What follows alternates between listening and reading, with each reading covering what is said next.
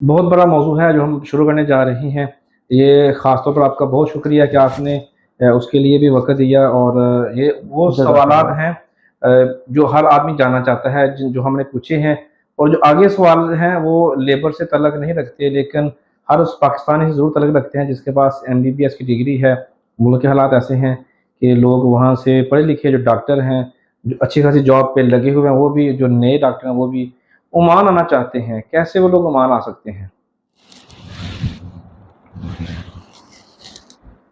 बिलाल साहब, आपकी बात बिल्कुल सही है।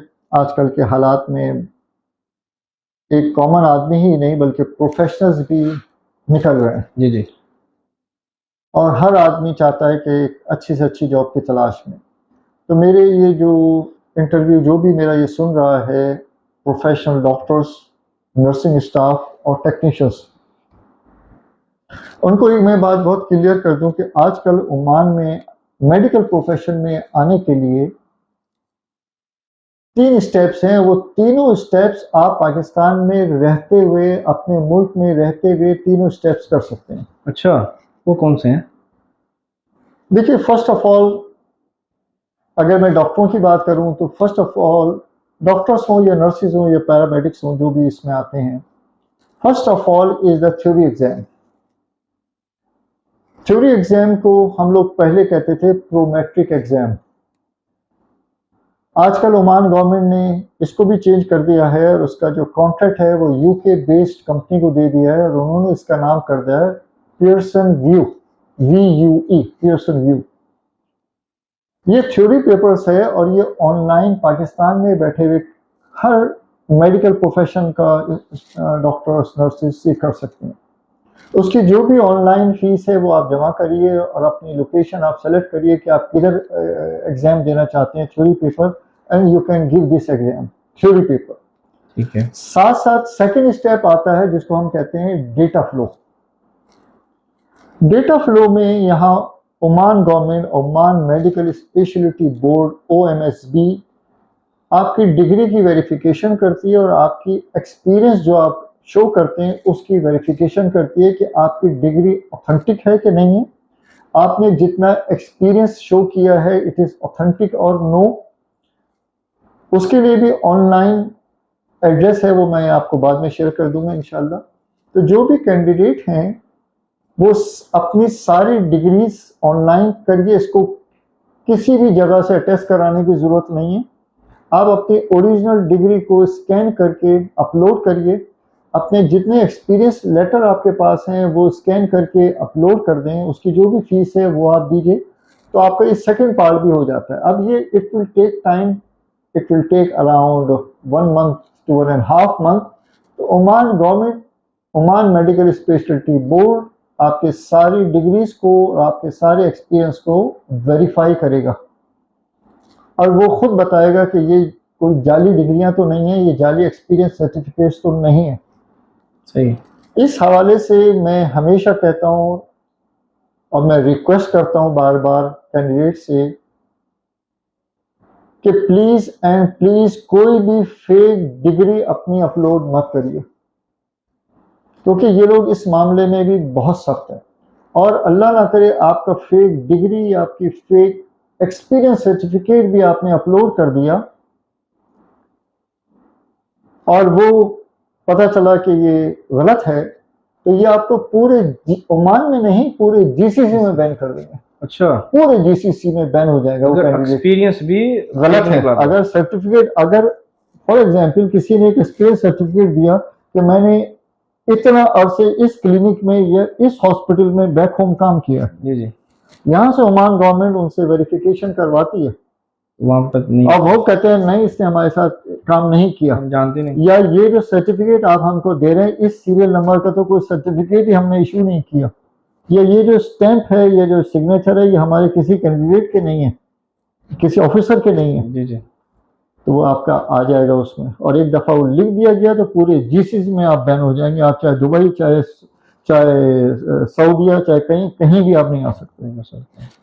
तो ये 2 स्टेप्स है, एक थ्योरी पेपर हो गया और एक हो गया verification of the certificates and experience certificates, जिसको हम डेटा फ्लो कहते हैं। जब ये दोनों आपके पास आ गए, अब थर्ड स्टेप है interview. Interview here in the ministry of health.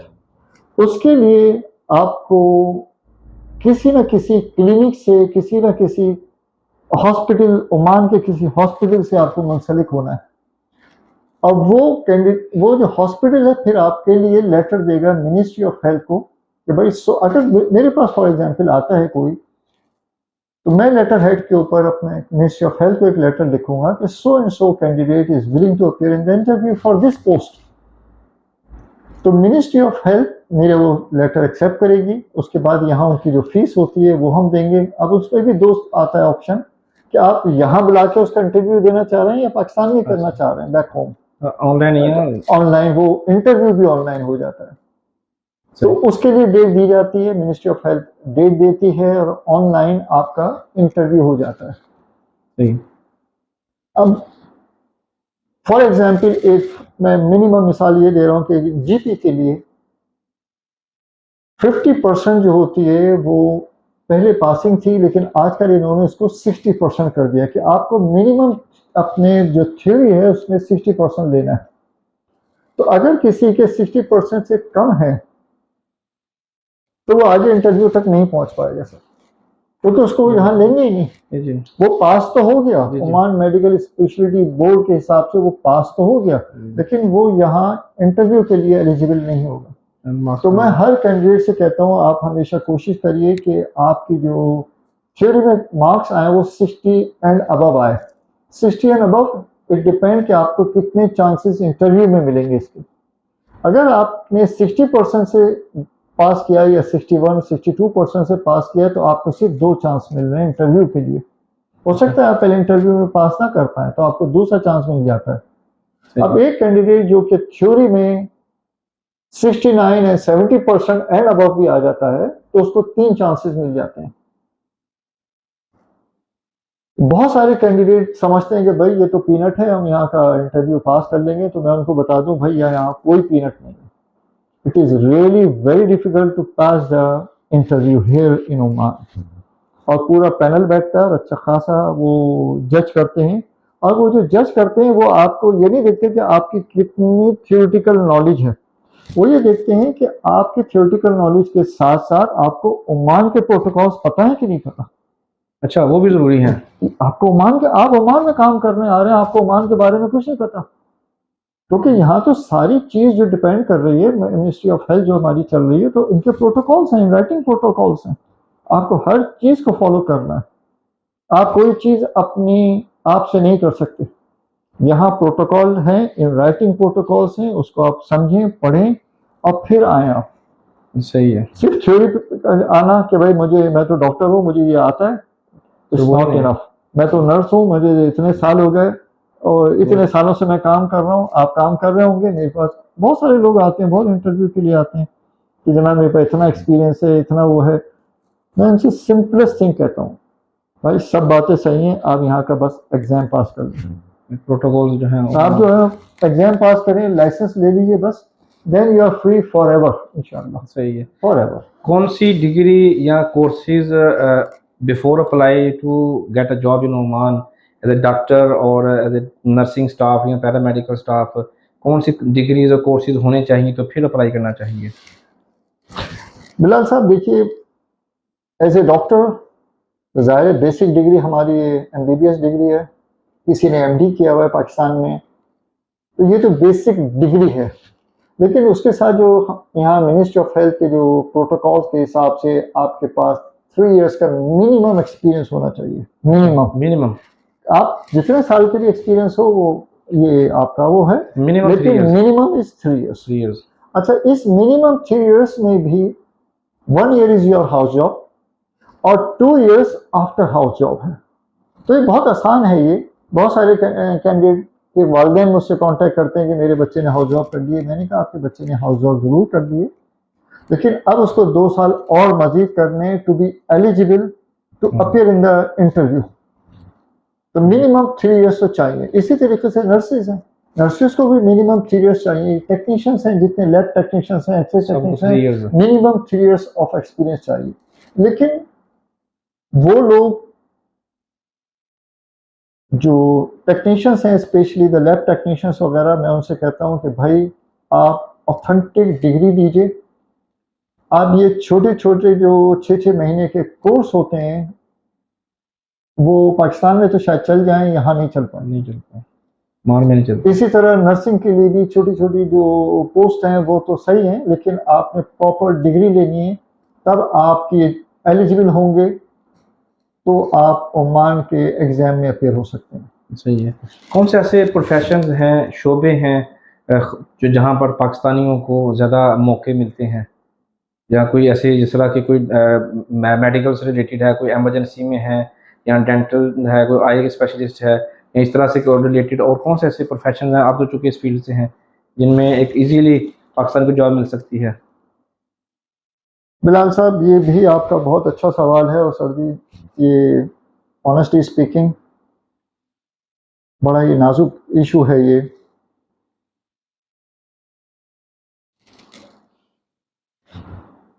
देखिए, हम बहुत सारे कैंडिडेट्स अगेन दे आर मुझसे कांटेक्ट करते हैं,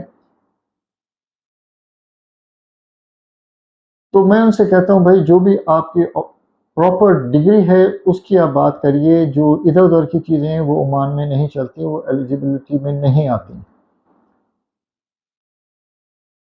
अब नर्सिंग का प्रोफेशन ऐसा सेंसिटिव प्रोफेशन है जी जी। जिसमें बहुत स्कोप है, लेकिन अनफॉर्चुनेटली हमारी नर्सेस ओमान में नहीं आती। डॉक्टर्स तो फिर भी आपको चंद नज़र आ जाते हैं, लेकिन नर्सेस तो बिल्कुल ही नज़र नहीं आती। क्या क्या वजह हो सकती है? बिलाल साहब, जो इसकी पुरानी वजह है वो तो है कि ये पाकिस्तान गवर्नमेंट की पॉलिसी है कि वो कहते हैं कि नहीं, कोई भी अनमैरिड जो सिंगल लेडी नहीं आ सकती? Single lady can not, nurses can not go abroad. अभी लास्ट टाइम जब यहाँ मिनिस्टर ऑफ ओवरसीज पाकिस्तानीज आए हुए थे तो उनसे भी ये डिस्कस हुआ, और उस वक्त उन्होंने कहा था कि मैंने अपने ये जो रूल है ये ख़त्म कर दिया है और अब पाकिस्तानी नर्सेज आएंगी। अच्छा, ये जो सालक साहब आए थे उन्होंने सालिक साहब, अच्छा जी, वो मेरा कांटेक्ट नंबर भी लेकर गए। आपको आपको और लगता है ये, मैंने जो सुना है कि भुट्टो साहब ने ये उस वक्त कानून बनाया था कि पाकिस्तान की जो खतून है वो नहीं जानी चाहिए अकेली, क्या ये पॉसिबल है कि कानून में तरमीम करके ये चीज़ ऐड कर दी जाए कि एक खतून सिंगल ट्रैवल कर सकती है? नहीं, इसके लिए रैशनल देखना पड़ेगा ना, इसको आप देखिए कि रीजनिंग क्या है, क्यों ये इस दौर में ख़त्म किया गया, क्यों इस दौर में ये कानून बनाया गया और अभी तक इम्प्लीमेंट है। ये तो सॉरी टू से बट इट इज़ रॉन्ग। और सबसे बड़ा जो है ना, ऑनेस्टली स्पीकिंग, इंडिया तो यानी कि हर दूसरी खातून यहाँ आ रही वही है। है, इंडिया, फिलीपीन और फिर बांग्लादेश भी हमको नजर ऑनेस्टली आता है, आके लेकिन जब दूसरे मुल्कों को के कैंडिडेट को इजाज़त है, और ये थोड़ी नहीं होना चाहिए कि जनाब कि ये अनमेरिड है तो ये बाहर नहीं जा सकती। अच्छा चलिए, अगर किसी किसी की शादी भी हो गई है, फॉर एग्जाम्पल मैरिड खातून है वो, तो इट इज़ नॉट नेसेसरी कि उसका हस्बैंड भी यहाँ होगा। It is not necessary. तो आप एक बार लगा दिया है, और यहाँ इतनी रिक्वायरमेंट थी उसको फुलफिल दूसरी नेशनलिटीज़ ने कर दिया बहुत। और अब तो ओमानी इतनी नर्सेज आ गई हैं, कुछ हद नहीं, इतनी ओमानी नर्सेज हैं कि आप देखिए स्लो स्लो इन्होंने हर जगह रिप्लेस कर दिया। लेकिन बता ये रहा हूँ कि ये इतना प्राइवेट सेक्टर में अभी भी आ सकती हैं। बहुत पाकिस्तानी नर्सेज की रिक्वायरमेंट है प्राइवेट सेक्टर में। आप आइए और compete करें इधर। लेकिन वही बात है, एग्जाम पास करना है, एग्जाम तो चलिए वो लोग पास भी कर लें, कानून के तहत तो आए वो। अब उस कानून में थोड़ी सी लचक दिखाई जाए, जो सालिक साहब ने, जो पर्सनली मेरी बात हुई थी उनसे, और ये शायद रिकॉर्ड पे भी मौजूद होगा, उन्होंने कहा था ये कानून हमने ख़त्म कर दिया है। जब ये कानून ख़त्म हो गया है तो ये ओमान में आनी चाहिए नर्सेस। कोई नोटिफिकेशन अभी तक कोई मेरी नज़र से कभी नहीं गुजरा। उन्होंने सिर्फ कहा था ये। कहा अभी, मतलब मुस्तकबिल में हम उम्मीद कर सकते हैं कि ऐसा हो जाए जिस तरह बहुत देर हो जाएगी लाल साहब, बहुत देर हो जाएगी। ये जो है ना, बहुत देर हो जाती है लोगों को समझते समझते। और देखिए दूसरी बात क्या है कि ट्यून करना पड़ता है। ट्यून से मतलब ये है कि आपको अपने जो भी कैंडिडेट्स हैं उसको बताना पड़ता है कि भाई आपने अगर अब्रॉड जाना है, आपने अगर गल्फ में जाना है तो आपने क्या क्या करना है। यही स्टेप्स हैं, तीनों स्टेप, ये हर जगह हर मुल्क में यही स्टेप्स हैं। मैं बेसिकली ओमान की प्लेटफॉर्म से बात कर रहा हूँ, it is the same requirement. जी सही है। कौन कौन से ऐसे शोबे हैं जहाँ पर डिपार्टमेंट में पाकिस्तानी डॉक्टर जो है अपनी खिदमत सर अंजाम दे रहे हैं? दिस इज़ ऑल्सो अनफॉर्चुनेट कि हमारे पास बहुत ही लिमिटेड फील्ड में डॉक्टर्स मौजूद हैं, बहुत ही लिमिटेड फील्ड में। अभी रिसेंटली मुझे पता चला, एक ही डॉक्टर ने भी मुझे बताया कि इस वक्त तकरीबन गवर्नमेंट सेक्टर में 50 से ज़्यादा पाकिस्तानी नहीं है हमारे पास। आप बस? सोचिए ज़रा, गवर्नमेंट सेक्टर की बात कर रहा हूँ। जो ज़्यादातर हैं हमारे लोग वो प्राइवेट सेक्टर में काम कर रहे हैं, और प्राइवेट सेक्टर्स में भी जो डॉक्टर्स हैं वो हमारे ज़्यादातर जीपी लेवल पे काम कर रहे हैं चंद माशाल्लाह से कंसल्टेंट लेवल के भी डॉक्टर्स हैं, मैं उससे इनकार नहीं कर रहा, लेकिन वो फिंगर टिप के ऊपर आउट काउंट कर लें कितने हैं यहाँ। ज़्यादा बहुत बड़ा गैप है, बहुत बड़ा गैप। क्या वजह है कि पाकिस्तानी डॉक्टर बहुत ज़्यादा कम है? मैंने जैसे अर्ज किया कि तो उनको लैक ऑफ नॉलेज कि भाई कैसे आना है ओमान में, और दूसरी बात जो आ भी जाता है उसको फिर ये छोटी जॉब्स मिलती हैं, उनको कोई बड़ी पोस्ट नहीं मिलती। और फिर अनफॉर्चुनेट इसमें मैं एक और चीज़ ऐड कर दूं जो मैंने बहुत दफ़ा हायर लेवल पे भी उठाया है, वो है हमारी FCPS डिग्री। वो क्या है? फेलोशिप डिग्री हमारी, अच्छा। Fellow of college of physician and surgeons of Pakistan, FCPS। This FCPS is the highest degree of Pakistan, highest post graduation degree of Pakistan, FCPS। इसी तरह MCPS भी मौजूद है। मैं तो FCPS जो फेलोज हैं उसकी बात कर रहा हूँ, फेलोशिप। ये degree Oman ministry of health में रिकॉग्नाइज नहीं है, ये बड़ा अनफॉर्चुनेट है। और सबसे बड़ी डिग्री सबसे बड़ी पाकिस्तान की डिग्री जो कि FCPS है, fellowship of college and physicians and surgeons of Pakistan, ये ओमान मिनिस्ट्री ऑफ हेल्थ में अभी तक रिकॉग्नाइज नहीं है। यस, हमारे बहुत सारे पाकिस्तानी कैंडिडेट्स जिनके पास FCPS की डिग्री है वो सुल्तान काबूस यूनिवर्सिटी हॉस्पिटल में तो हैं। इसका मतलब ये हो गया कि सुल्तान काबूस यूनिवर्सिटी हॉस्पिटल जो है, जो कि मिनिस्ट्री ऑफ हायर एजुकेशन के अंडर में आता था जी,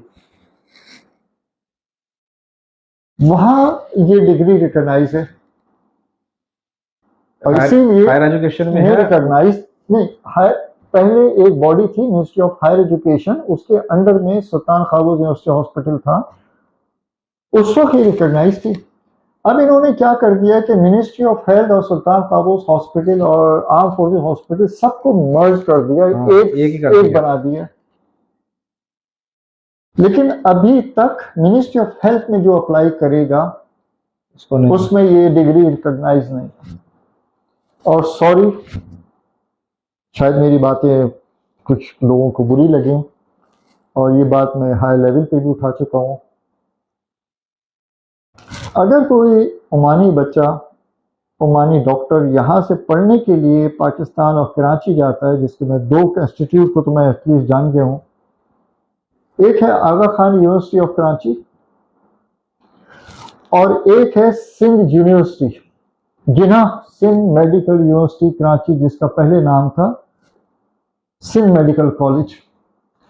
you will be surprise to know कि ये दोनों institute ministry of higher education की लिस्ट में ही नहीं है। अच्छा, और ओमानी जहाँ से वहाँ पढ़ने के लिए जा रहे हैं। वाह वाह वाह, ठीक है, वहाँ पे लिस्ट में नहीं है। तो ये मैं आपको जिम्मेदारी से बात बता रहा हूँ।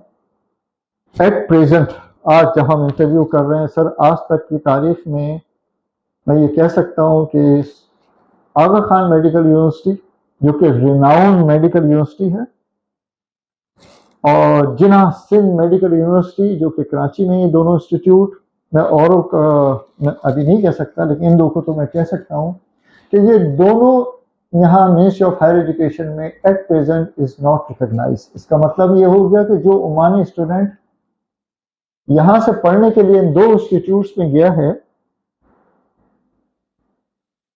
जब वो इवन हाउस जॉब भी करके यहाँ आता है तो उसकी हाउस जॉब को भी रिकॉग्नाइज नहीं कर रहा है, डिग्री को भी रिकॉग्नाइज नहीं कर रहा है और उसकी हाउस जॉब को भी रिकॉग्नाइज नहीं कर रहा है। वैल्यू खत्म हो गई।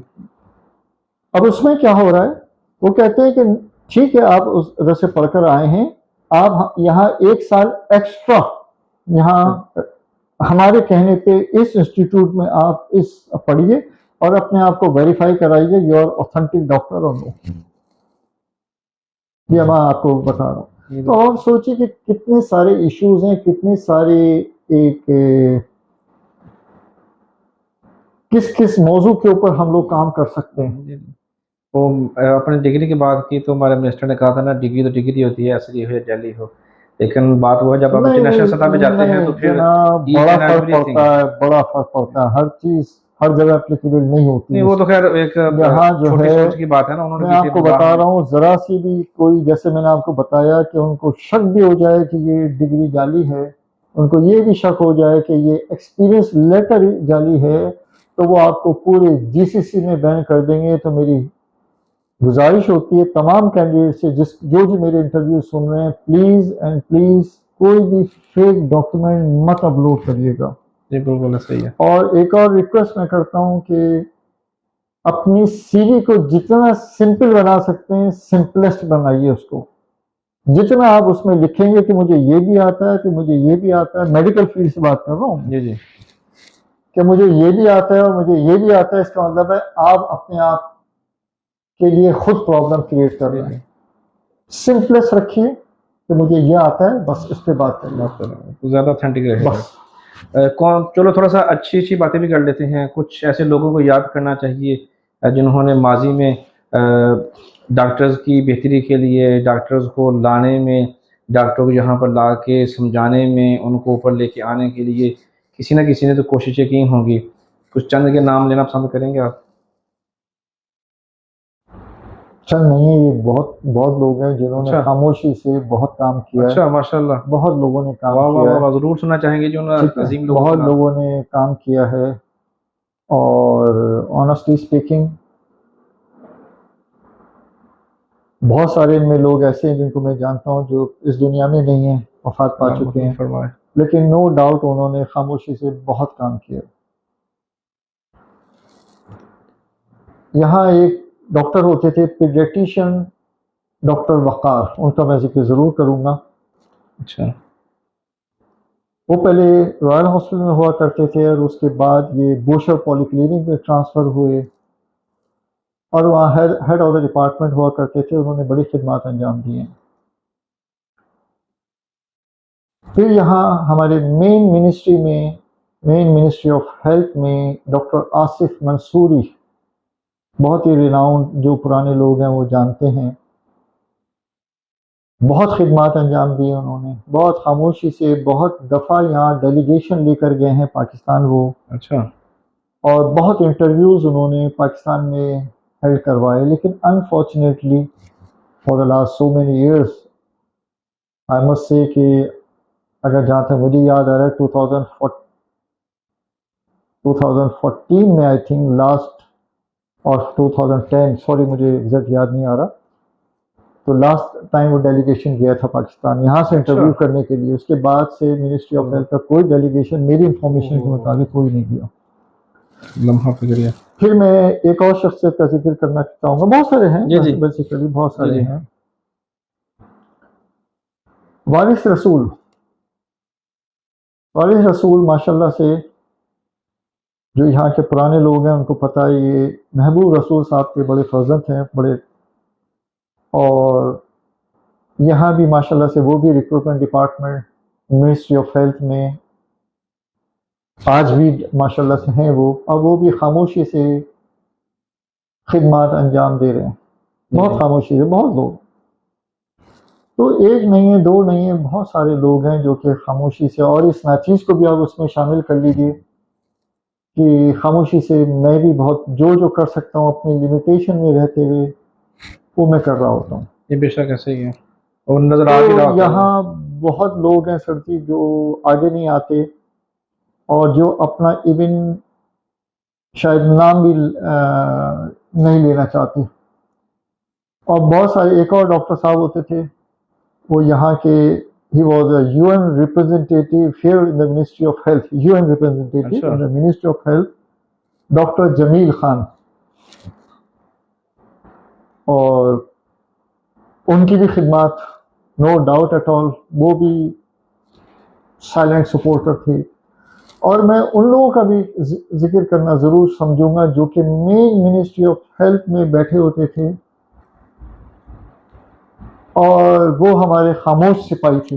सच्ची बात जी जी, अंदर के सारे काम तो उन्होंने करवाने थे। ठीक है, यस, मैं बता रहा हूँ आपको कि वो यकीन करिए कि उनको भी उन्होंने बहुत खामोशी से उन्होंने बहुत काम किए। साबिर साहब होते थे हमारे, ठीक है, और खालिद साहब होते थे, बहुत लोग हैं, कितने लोगों का जो पुराने को मैं जानता हूँ, लेकिन अब तो ज़ाहिर है वक्त चेंज हो गया है।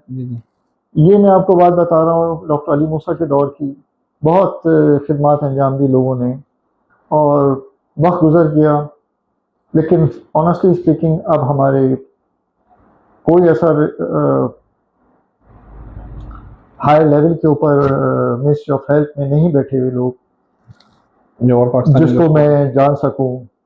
फिर जनाब, मैं दो डॉक्टर्स और जिक्र करना चाहूँगा, मुझे भी याद आ रहे हैं, और वो तो मेरे बड़े मोहसिन हैं, डॉक्टर नैयर।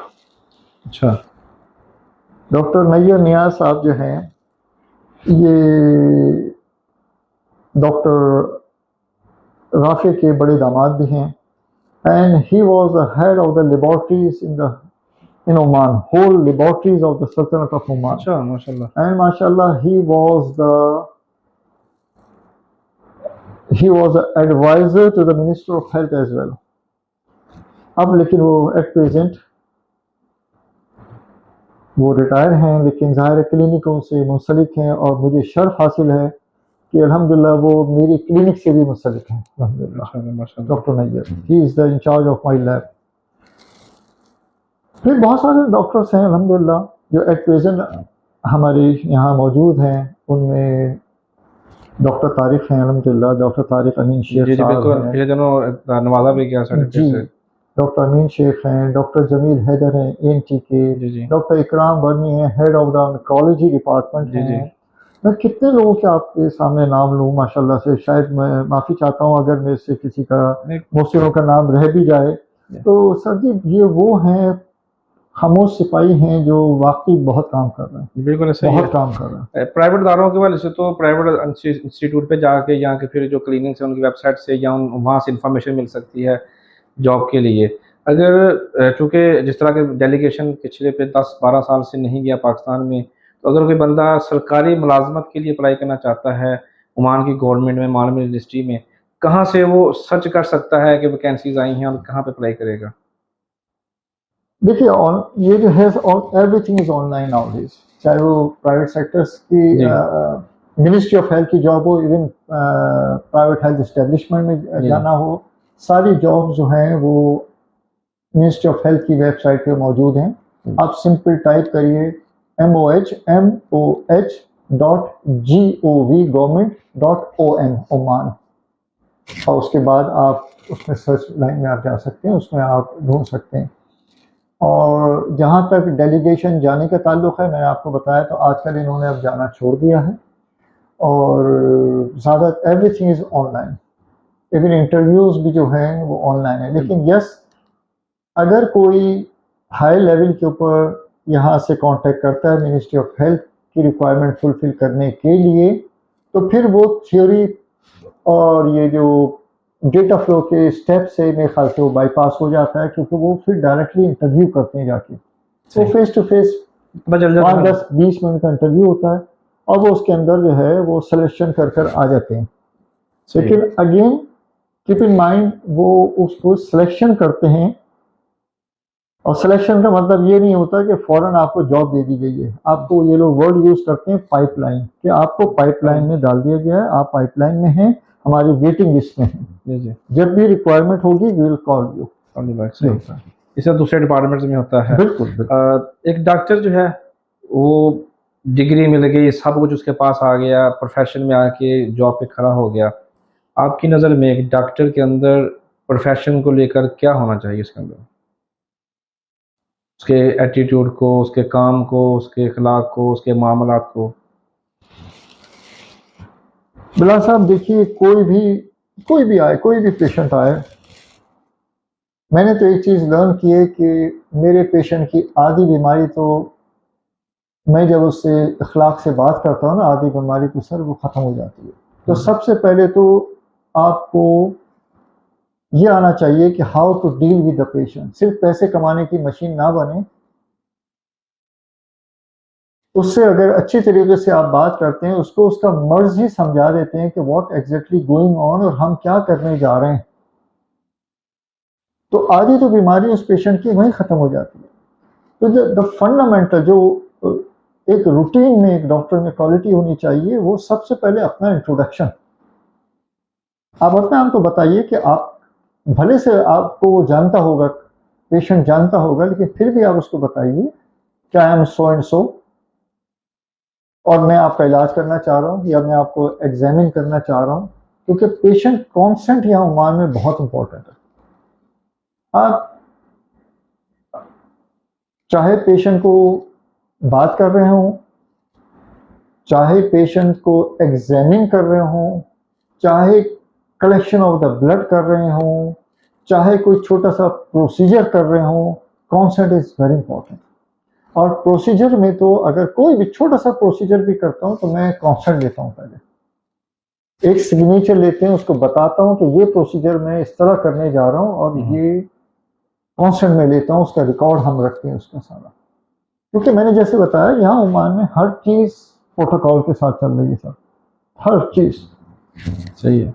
एक पाकिस्तानी डॉक्टर जब ओमान आता है, अभी तो काफ़ी देर से नहीं आ रहे, लेकिन जनरल बात करेंगे, क्योंकि हमारी तो दुआ है, कोशिश होगी, जिस तरह आपने कहा कि वज़ीर साहब ने कहा है, तो उम्मीद है कि फिर कुछ हम मज़ीद नए डॉक्टर देखें। जब कोई पाकिस्तानी डॉक्टर ओमान में आता है, चाहे वो चले पाकिस्तान बाहर इंडिया का भी डॉक्टर भी आता है, उनको तो यार किन चैलेंजेस का यहाँ पे जो है ना सामना करना पड़ता है? देखिए, सबसे पहला जो सबसे चैलेंज आ जाता है वो है, ज़ाहिर है यहाँ उसके लिए अकोमोडेशन, उसके लिए ज़ाहिर है यहाँ रहना, उसके बाद उसको यहाँ समझना, फिर दूसरा स्टेप्स आता है ट्रांसपोर्टेशन, उसके लिए विदाउट ट्रांसपोर्ट इश्यूज आ जाते हैं। ज़्यादातर हॉस्पिटल्स तो अकोमोडेशन प्रोवाइड कर देते हैं, लेकिन ट्रांसपोर्ट वगैरह उसमें नहीं आती, वो शायद अलाउंस दे देते हैं कि आप अपना बंदोबस्त करिए। फिर जो पेशेंट्स से इश्यूज आते हैं वो आते हैं लैंग्वेज प्रॉब्लम, अरबिक लैंग्वेज ना आना, और हमको इसके बारे में कहते हैं कि बेसिक भी नहीं पता होता, जी। और हम एक अरब मुल्क में आ जाते हैं, तो ये तो एक प्रॉब्लम्स वक्त के साथ सॉल्व हो जाती हैं, लेकिन फिर भी कोई ट्रेनिंग नहीं होती कैंडिडेट की, जो भी है, चाहे डॉक्टर्स आए, स्टाफ आए, टेक्नीशियंस आए, who are coming to Oman, उनकी कोई ऐसी ट्रेनिंग पाकिस्तानी जो मैंने नहीं सुनी आज तक कि उनको ट्रेन करके भेजा गया हो कि यहाँ आपने इस तरह रहना है, यहाँ के रूल्स रेगुलेशंस बताने चाहिए, उनको यहाँ के प्रोटोकॉल समझाने चाहिए, उनको कैसे रहना है, कैसे सहना है, कैसे मिलना है। बहुत फ़र्क है हमारे और उनके सेटअप में। ऐसा ही है, बिल्कुल है। यहाँ पे तो ना सिर्फ प्रोफेशन वाले की, किसी भी जब लेबर को आती है, उनको भी कुछ आइडिया नहीं होता कि वहाँ पर जाकर क्या करना है, कुछ नहीं पता, रेगुलेशन है। सच्ची बात। जबकि दूसरे नेशनल्स हैं, अगर मैं फ़िलिपीन की बात करूँ, तो वहाँ पर प्रॉपर उनको गाइडलाइन मिलती है, प्रॉपर उनको ट्रेनिंग की जाती है कि आपने वहाँ पे जाके। मलेशिया से लोग आते हैं, ट्रेन आते हैं सर यहाँ जी जो जी। है, बहुत सारे लोग हैं, उनकी क्लासेस होती हैं, ट्रेनिंग क्लासेस होती हैं, उनको यहाँ के तरीक़ेकार समझाए जाते हैं, बेसिक उनको अरबिक के सेंटेंसेस समझाए जाते हैं और ग्रीटिंग करना बताया जाता है। यहाँ ओमान में बड़ी मायूब समझा जाता है। जी जी। अभी मुझे, sorry out of the context हो जाएगा, लेकिन कल मैंने एक और चीज़ बहुत अच्छी नोट की। कल एक मैं महफिल में था और जो मेरे साथ थे वो भी ये सुन रहे होंगे। दो छोटे बच्चे उस महफिल में आए, ओमानी बच्चे। आप यकीन करें, सारे बुजुर्ग ओमानी उनसे ग्रीटिंग करने के लिए खड़े हो गए। अच्छा। छोटे बच्चे, कॉमन बच्चे थे, ये नहीं थे कोई वीआईपी, ठीक है, लेकिन उस महफिल में ओमानीज भी थे, एक्सपेट्रिएट भी थे, इंडियन, पाकिस्तानी, बंगाली सब थे उसमें, लेकिन ओमानीज की बात कर रहा हूँ मैं। जी, उन्होंने एहतराम में यकीन करिए उस बच्चे के एहतराम में बुजुर्ग भी खड़े हो गए। मैं भी खड़ा हुआ, उस बच्चे से खड़े होकर मैंने हाथ मुसाफा किया। लेकिन उस एक बात मैंने नोट की कि हमारे जो सब कॉन्टिनेंट के लोग थे वो बैठे बैठे उन बच्चों से हाथ मिल मिला रहे रहे थे। ये कल की बात मैं जी आपको जी बता रहा हूँ, ठीक है। तो ये कहलाता है difference of culture, difference of this. वो मेरे ख्याल से वो समझे होंगे भाई हम तो बड़ी उम्र के हैं, बुजुर्ग हैं, तो हम इस बच्चे की उसमें क्यों खड़े हो, एहतराम में क्यों खड़े हो। देखिए वो एहतराम नहीं है, ये एक यहाँ का एहतराम के साथ साथ, सॉरी, एहतराम के साथ साथ ये कल्चर है इनका, कल्चर ये उनका बच्चों को खड़े होकर ग्रीट करते हैं। तो ये चीज़ें हमको नहीं सिखाई जाती। जब भी कोई कैंडिडेट यहाँ आता है किसी को नहीं पता होती ये बातें, ये वक्त सिखाता है। सही है। जी सर। अगर कोई डॉक्टर यहाँ पर सिलेक्शन उसकी हो जाती है या जिनकी पहले हुई है, जब वो आते हैं तो क्या उनको साथ में ही फैमिली स्टेटस भी दे दिया जाता है? देखिए ये तो कॉन्ट्रैक्ट में जो गवर्नमेंट लेवल की बात कर रहा हूँ, जो गवर्नमेंट लेवल में अगर कोई आ रहा है तो उसका तो कहते हैं कि इनडायरेक्ट ये तो कॉन्ट्रैक्ट में है ही है कि आपको फैमिली कॉन्ट्रैक्ट मिला है। ठीक है। और फैमिली कॉन्ट्रैक्ट का मतलब ये हो गया कि आपके स्पाउस, वाइफ या हस्बैंड, आपके स्पाउस, आपके बच्चे आ सकते हैं। अगर वाइफ आए या हस्बैंड आए, जो भी आए, जो भी आए। अगर हस्बैंड आ रहा है तो वाइफ को वीजा मिलेगा और बच्चों को मिलेगा, और अगर वाइफ आ रही है तो अगेन हस्बैंड और हस्बैंड बच्चों और वाइफ को मिलेगा। ये स्पाउस का कहलाता है, ये तो फैमिली इसमें मिलेगी। लेकिन प्राइवेट में आपको स्पॉन्सर से पहले बात करनी पड़ती है, कॉन्ट्रैक्ट में लिखवाएं आप कि भाई मैं इधर आ रहा हूँ और मेरी सो एंड सो स्पाउस जो है वो भी आएगा, सही। और उसके जो एक्सपेंस है वो कैंडिडेट बेयर करेगा। तो आपको पता है कि वो मेरे ख्याल से आजकल 30 रियाल शायद वीजे की फीस है जी, जी। स्पाउस की, और बच्चों की भी अगर ज्वाइनिंग करते हैं तब भी 30 रियाल है। वो कराएं, और उनका तो ज़ाहिर है वीज़ा मेडिकल भी नहीं है, हो जाता है आराम से। सही है। तो जो उनकी फैमिली होगी, अगर हस्बैंड आता है तो उसकी वाइफ है, जब कभी उनको ऐसा मौका आता है कि प्रेगनेंसी का होता है, तो क्या उसमें फिर फैसिलिटी मिलती है मेडिकल की साइड से कि नहीं? देखिए ना गवर्नमेंट में ये फैसिलिटी है ना प्राइवेट में अभी ये फैसिलिटी है। अगर वो एक्सपेक्ट्रेट है तो पहली तो बात it has to be very clear कि इवन अगर उस एक्सपेक्टेड को गॉड फॉरबिडिंग, उस डॉक्टर को भी गॉड फॉरबिडिंग कोई क्रॉनिक डिजीज है, क्रॉनिक डिजीज से कोई पुरानी कोई मर्ज है उसको, फॉर एग्जांपल किसी को डायबिटीज है या हाइपरटेंशन है, मैं सिंपलेस्ट मिसाल दे रहा हूँ, जी जी। तो उसको गवर्नमेंट इंस्टीट्यूट से मेडिसिन नहीं मिलेगी। अच्छा। सारा मेडिकल उसका फ्री है, लेकिन उसको क्रॉनिक डिजीज की जो मेडिकेशन है वो नहीं फ्री मिलेगी। ये पहले होता था, सब चीजें मतलब आपकी फैमिली तक को भी फ्री ट्रीटमेंट होती थी, आपके वाइफ, बच्चे, सबके जो है ट्रीटमेंट कार्ड बनता था, और ट्रीटमेंट कार्ड तो आज भी बन रहा है गवर्नमेंट में। लेकिन जो क्रॉनिक डिजीज से रिलेटेड उस एम्प्लॉय की है वो आपको ट्रीटमेंट फ्री नहीं है। सही है। अल्लाह ना करे, अल्लाह ना करे, अल्लाह ना करे, इवन कोई वर्किंग डॉक्टर को भी कोई सिंपलेस्ट एमआई हो जाए, कोई हार्ट अटैक हो जाए, उसका बाईपास की जरूरत पेश आए, no it is not inclusive. Okay, वो फैसिलिटी ही नहीं has to pay. Okay. Treatment आपको सब देंगे, but you have to pay at the end of the day. सही है। सवाल तो बेशुमार हैं, लेकिन चाहता हूँ कि आखिरी एक सवाल करके ना प्रोग्राम का इख्तिताम की जानब जाऊँ। क्या कभी ओमान में किसी पाकिस्तानी डॉक्टर को टर्मिनेट किया गया है?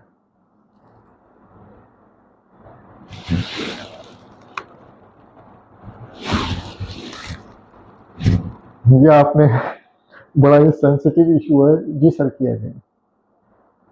नाम बताएं कुछ। नहीं, मैं नाम ज़ाहिर नहीं बताऊंगा, जी। लेकिन यस किया गया है, और नॉट ओनली पाकिस्तानी, दूसरी नेशनलिटीज़ को भी मैं लफ्ज़ कहूँगा तो उनको भी टर्मिनेट किया गया है। और बाद ऐसे डॉक्टर्स को भी टर्मिनेट किया गया है जिनको within 24 hours leave the country का मैसेज दिया गया कि आप लीव द कंट्री, ऐसे भी। वो क्या रीज़न थी? बहुत सारे रीजन है sir, I don't want to disclose, ये थोड़ा सा इशूज सेंसिटिव है, लेकिन यस आई डोंट। ठीक है। डॉक्टर साहब आप तो माशाल्लाह प्रोफेशनल हैं, उनके लिए तो नहीं कहूँगा, लेकिन जो हमारे आम लेबर तबका है, जो आम पाकिस्तानी हैं, चाहे वो ओमान में मौजूद हैं, चाहे वो पाकिस्तान में मौजूद हैं, जो भी पाकिस्तानी नुमान फेसबुक पेज और मस्कतनामा यूट्यूब चैनल को फॉलो करते हैं, उनके नाम आप क्या पैगाम देना चाहेंगे? बिलाल साहब, not only for the workers, मैं बल्कि जितने प्रोफेशनल्स भी हैं, अपनी मेडिकल फील्ड से रिलेटेड प्रोफेशनल्स जो हैं उनको भी एक मैसेज दूंगा कि, और जो मेरी बात सुन रहे हैं जिनके कोई professionals they are willing to come to Oman, मेरी खिदमत हाजिर है। जो भी गाइडेंस है, चाहे वो थ्योरी में हो, चाहे वो इंटरव्यू से रिलेटेड हो, जो मेरी लिमिटेशंस में है, मैं उन प्रोफेशनल्स को पूरी गाइडेंस दूंगा इंशाल्लाह। इंशाल्लाह। जितना मुझे इन एंड आउट पता है, मैं चाहूँगा कि लोग इससे मुस्तफ़ीद हों। जहाँ तक ये लेबर तबका ताल्लुक़ है, बहुत सारे लोग हैं माशाल्लाह से, जिनको पता है कि मैं यहाँ किस तरीके से काम कर रहा हूँ, और ना तो मैं पैसे के पीछे भाग रहा हूँ। अल्लाह ने मुझे बहुत नवाजा हुआ है, जो मुझे जानते हैं, वे नो मी, बहुत नवाजा है अल्लाह ने। मैंने कई दफ़ा पाकिस्तान सोशल क्लब वालों को, जो एक्स हो गए हैं अब, एक्स पाकिस्तान सोशल क्लब, जो भी मेरी बातें सुन रहे हैं, उन सबको मैंने कहा और मैसेजेस किए हुए मैंने कि आपके प्लेटफॉर्म से आप जिसको भी मुस्तहिक समझते हैं, आप भेजिए, and I will do the free base line investigation और ट्रीटमेंट जो मेरे इख्तियार में है। What ever I can do, I will do it. माशाल्लाह। ये मैंने कई दफ़ा मैसेज किया हुआ है। और अदरवाइज भी मैं एक चीज़ और कहूँगा कि आप कंपेयर कर लीजिए, हमारी प्राइसेस तो वैसे ही बॉटम रॉक प्राइसेस होती हैं, और उसमें भी जो कहता है कि मैं अफोर्ड नहीं कर सकता, तो मेरा स्टाफ मुझसे फ़ोन करता है, बताता है, तो मैं कहता हूँ जो दे रहे हैं आप उनसे ले लें, नो प्रॉब्लम। ये कई दफ़ा हुआ है। और इसमें मैं एक चीज़ ऐड कर दूं, ऑनेस्टली स्पीकिंग, मैं इस चीज़ को ज़कात में ले लेता हूँ। अब ये शायद गलत भी हो या सही भी हो, लेकिन मैं नियत कर लेता हूँ पहले से। जी, बहुत सारे दारे करते भी हैं ठीक है, मैं पहले से इसकी ज़कात की नियत कर लेता हूँ, क्योंकि ज़कात के लिए एक फंडामेंटल चीज़ ये है कि आप नियत पहले कर लें। जी। तो मैं ज़कात की नियत से उसको कर देता हूँ कि भाई ये ज़कात में अल्लाह ने इसको ज़कात में कबूल फरमाइए। तो मेरे लिए तो मेरे दरवाजे हमेशा खुले हैं सर, और जो भी इंशाल्लाह मैं कर सकता हूँ वो मैं कर रहा हूँ अल्हम्दुलिल्लाह। और आपसे भी गुजारिश है